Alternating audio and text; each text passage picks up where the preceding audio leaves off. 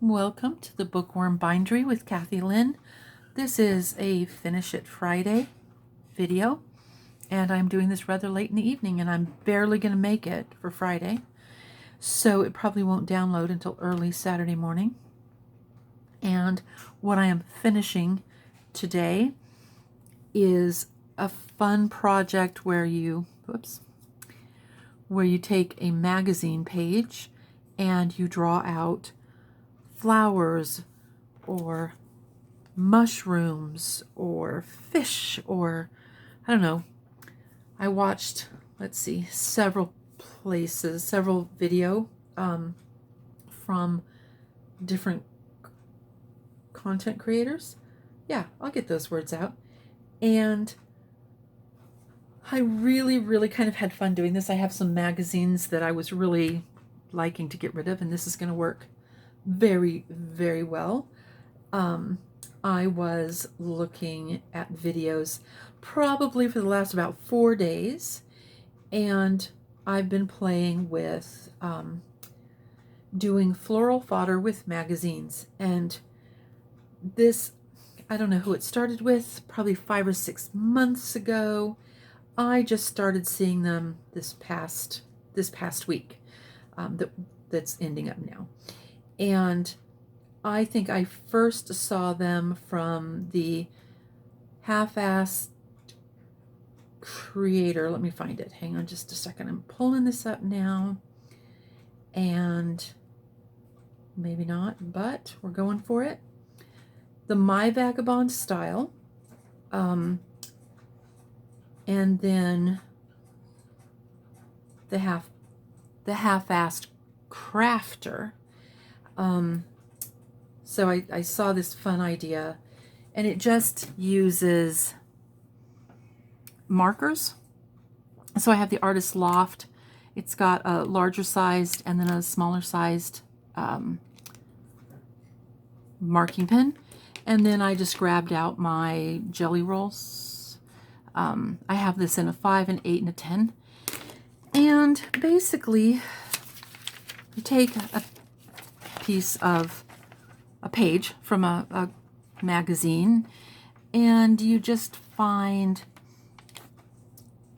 kind of pretty backgrounds or interesting backgrounds, and you draw out flowers or leaves, or I don't know, they did snails and fish, and I really enjoy doing the snails. I did the mushrooms, so this one I cut out from this side, and that is this guy. And this was cut out in one piece. I also saw these being cut out as 2 pieces, which was kind of fun to mix and match. I have multiple, I don't know how well we can see these, but it looks really cool. Like, you know, I might be able to convince somebody that I painted that. Probably not, because I'm not a watercolorist. I'm not a painter like that. But just using interesting sections in the magazine, I've come up with some really pretty little designs. In this case, this flower was actually in there, so I just outlined it, and then I did a few swoopies with the black and the white. Again, this was just kind of a section in the magazine. So when we pull this up, you can see the kind of thing I was going for. Sections where, stop that, there were multiple paper, you know, so this was just one of 7 new collections for 2007. Look at our new release of decorative papers and embellishments. So this was advertising their fun objects, their fun papers, and doing a little layout. And so then from that, I took some of the green to make leaves. I did an interesting flower. I've done some other flowers down here. So the Finish It Friday for today is going to actually be adding to this box of other things that I have already cut out. Flowers and mushrooms, and I did do a few fish. That was kind of fun.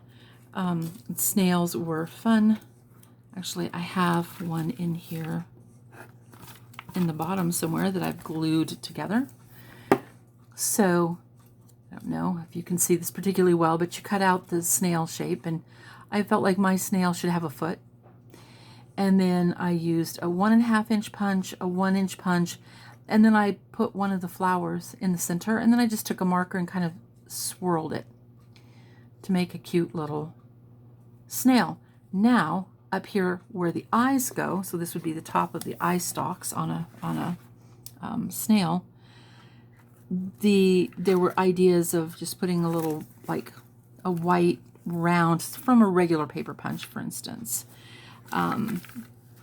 or googly eyes if you have small googly eyes.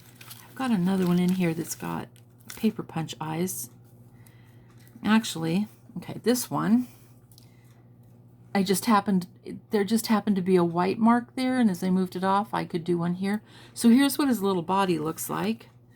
And then you can take a round that would be glued down there.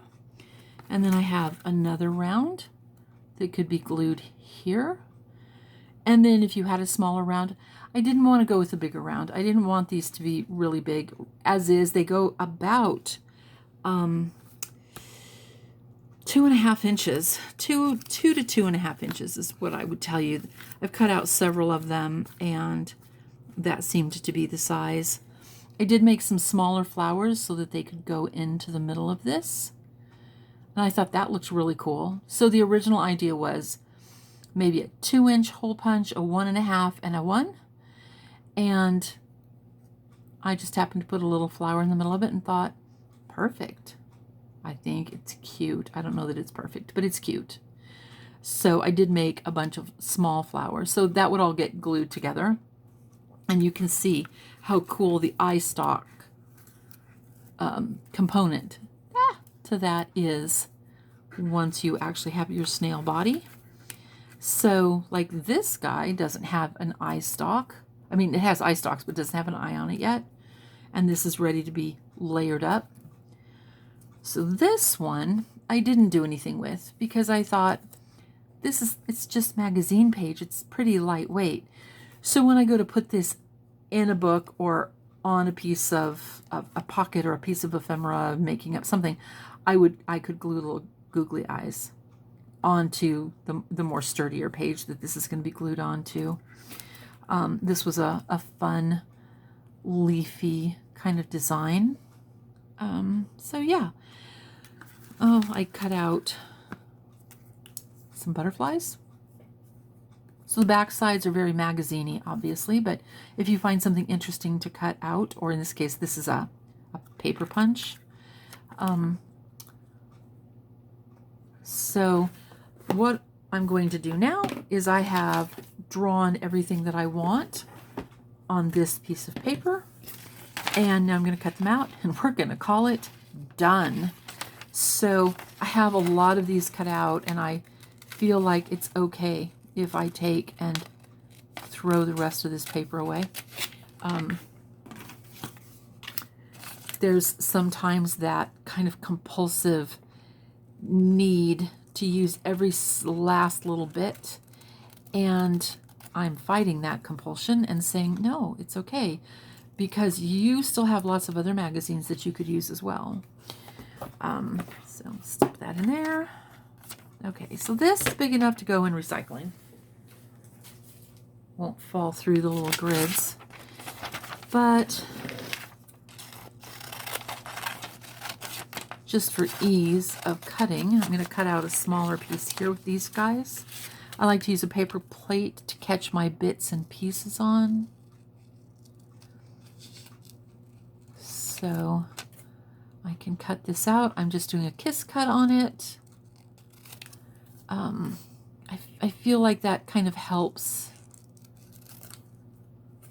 with being able to see the background, because once you start putting all the details in your flowers, the little dots and the lines and the shadows, etc., I kind of like having a little bit of this outside to kind of follow through with that. But you'll see how when you look at this, you're looking at all of these bits and pieces, all of this artwork that this is drawn on, and it just makes this little guy seem, in my opinion, kind of minor and not very interesting. And yet once it's cut out and you've removed all of this, then what you have left is a small border and what's inside the flower, what you've drawn the black and the white inks on. And then all of a sudden, that's what you're looking at, not whatever the background was that you drew on. And it brings the eye and the attention into just this. And now it looks like I might have watercolored or crayoned or color penciled and done some interesting color. And yet it was really just a swath of interesting pieces in a magazine. So let's see, I've got one over there and I've got one here. Separate this because it's just a little bit hard to hold on to. So this was not, you know, really what you would look at and think, oh, that's a cool element. But once you color, then you have, in this case, primarily this pink flower thing. Pink floral part of the paper. Cut away the other distractions. And what I'm left with is kind of a fun and somewhat intricately lined inner paper. Which, yes, I could have doodled on a plain piece of paper and maybe come up with something like that, but I didn't have to. So this cutting it out onto the paper plate, when you don't have to stop and pick up all of your bits and pieces, it makes life a little easier. Let's see, I don't have anything else here. This is big enough for recycling, where the things that are on the plate are too small and will end up getting used or just getting put into the trash. Some of these pieces, there's been enough interesting things on them that I've set them aside to use for something else. So I would tell you that I probably drew my little pictures on a quarter of the page, you know, of the pages and of each page. I probably only used about 25% of the paper. But as you saw when we played in the box a minute ago, there's a lot of stuff in there. Now, yeah, if I'm filling up a whole junk journal, say with flowers and garden motif, that's probably not going to go terribly far. But if I'm making and decorating pockets and envelopes, and then I'm adding those into my garden junk journal, along with some purchased items and different kinds of flowers and butterflies, maybe the organza kind of butterflies that are kind of applique-like. Let's get this out of the way. You know, it's going to create interest, and I have more magazines. I probably have 5 or 6 more. And so if this goes over very well and I find myself using them, then I can pull out magazines and do this again. And you know, that could be in 2 weeks or 2 months. But if I haven't used them by, say, 2 or 3 months, then I know that that's probably not a very usable thing. So this has a very different feel than some of the others in the same shape. And that different feel is just pretty much based on the fact that the paper that I drew this one on is just different than what I drew this one on. So we have pinks and whites and browns, and this one has some tans and some faint greens. Slightly different flower shape, but you know, it means that each one is pretty unique, and you're not filling this up with this, meaning a book or a journal card or some such thing. You're not just using the same product in the same shape, maybe in slightly different colors, or the same colors in slightly different shapes. This is more varied than that. So another leaf. Okay, so here we are. This piece of paper, probably recycling, but all of these pieces of paper rather, trash. Might be able to get a leaf out of that. Let's stick that aside. Let me get rid of this into the trash. into recycling. Out comes a pen.